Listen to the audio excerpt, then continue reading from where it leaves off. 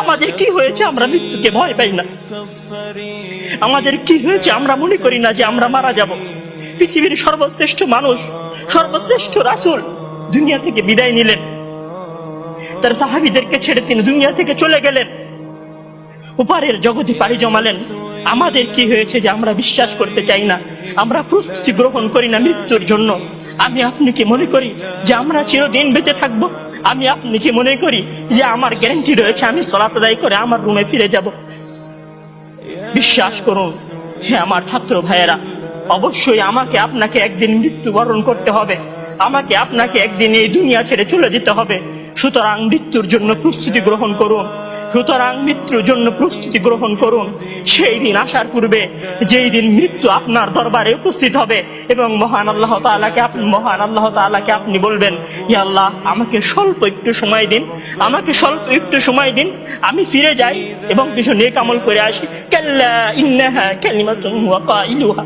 তখন মহান আল্লাহ তাআলা বলবেন, কোনো সুযোগ নেই, এটা তো সাধারণ তার মুখের কথা মাত্র, সে ফিরে গেলে আবারও আমল করবে না, সে ফিরে গেলে আবারও আমল করবে না। আমাদের মারা যেতে হবে, আমাদের এই পৃথিবী ছেড়ে চলে যেতে হবে, পরিবার পরিজনের আত্মীয় স্বজনের এই ভালোবাসাকে বিসর্জন দিয়ে ওপারের জগতে আমাদেরকে পাড়ি জমাতে হবে। এটি আমাদের জীবনের বাস্তবতা। সেই কবরে, সেই দুনিয়ায় আমার আপনার সাথে কিছুই যাবে না, শুধু আমাদের আমল ছাড়া।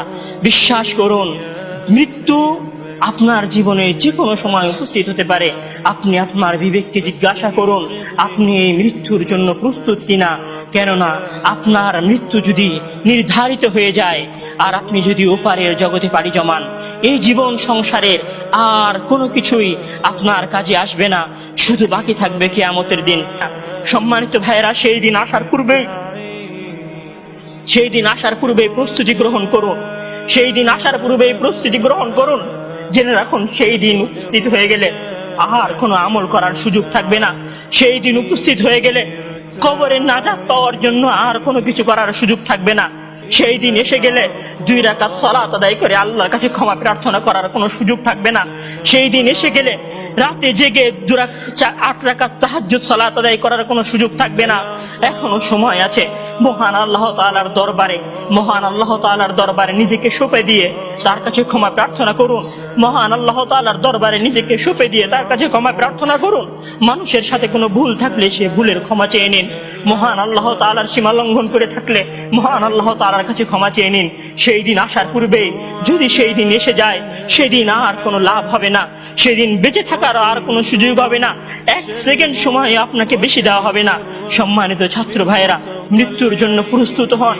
মহান আল্লাহ তাআলা আমাদের সবাইকে মৃত্যুর জন্য প্রস্তুতি গ্রহণ করার তৌফিক দান করুন। আমিন।